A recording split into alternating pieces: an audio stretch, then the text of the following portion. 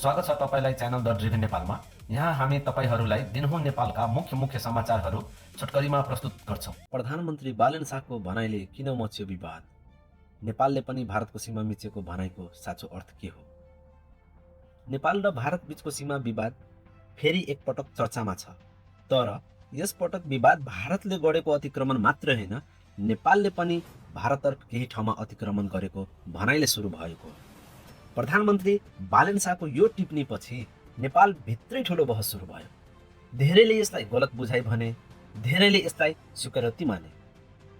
नेपाल भारत सीमा पुरानो ऐतिहासिक सन्धि सन् 1816 को सुगौली सन्धि र पछि बनेको सीमा व्यवस्थापनसँग जोडिएको छ।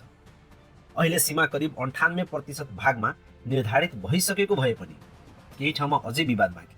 मुख्य समस्या सबैभन्दा धेरै नो म्यान्स ल्यान्ड वा दुवै पक्षबाट अतिक्रमण भएको क्षेत्रमा देखिन्छ। नेपाल विदेश मन्त्रालयले पछि स्पष्ट गर्दै बालन शाहको टिप्पणी नयाँ भूमि दाबी होइन, सीमा पारको अतिक्रमण र नो म्यान्स ल्यान्ड सम्बन्धी प्रसङ्ग थियो भनेर बताए।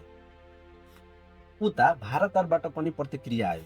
भारतीय विदेश मन्त्रालयले भारत नेपाल सीमा द्विपक्षीय मुद्दा भएको र धेरै भाग पहिले नै तय भइसकेको बताउँदै बाँकी विषयहरू द्विपक्षीय संयन्त्र मार्फत समाधान गर्नुपर्ने धारणा राख्यो।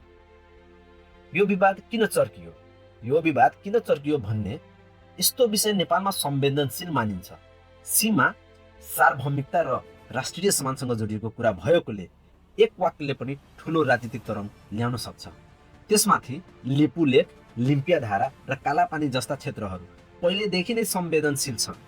त्यसैले सीमा सम्बन्धी कुनै पनि टिप्पणी जनताको भावनालाई छुनु स्वाभाविक हो। अहिले मुख्य कुरा आरोप प्रत्यारोप होइन, तथ्यपरक नक्साङ्कन, संयुक्त अध्ययन र कूटनीतिक संवाद हो।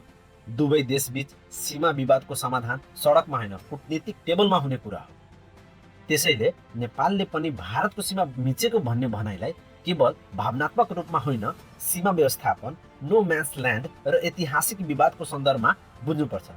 यो विवादले फेरि एकचोटि देखायो नेपाल भारत सीमा विषयमा एक वाक्यले, एउटा शब्दले ठुलो राजनीतिक आगो बाल्न सक्छ।